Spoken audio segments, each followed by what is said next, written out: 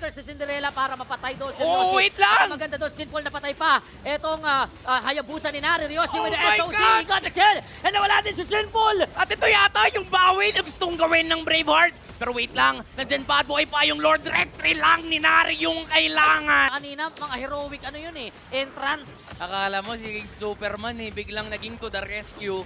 Pero ngayon delikado yata si Alas. May tectonic charge ko connecta dun sa dalawa. Sabay gamit na rin ng River Prediction. Ito na yata talaga yung bawi ng Bravehearts. Delikado buhay ni BGC. Pero nabaliktad pa ni BGC. Nakadalawa pa siya. At ang puso ng Marshall Mayhem.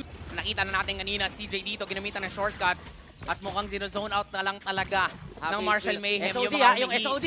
Yung mga humaharap dito. May conceal play SOD. pa. May SOD yung kumonekta. Tinatry burst down. Sino bang makakakuha ng Lord? Mukhang nananakaw pa nga ni Narian!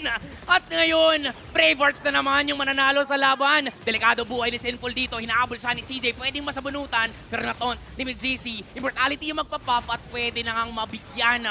Buhay pa rin ang 5 miyembro ng Bravehearts. At meron pang Lord na kasama dyan sa gitna. At hindi na nga nila hihintayin yung Lord ngayon, may GC sa sampal with a Praises Rat, pero wala na silang magawa. It's the Bravehearts knocking the base of the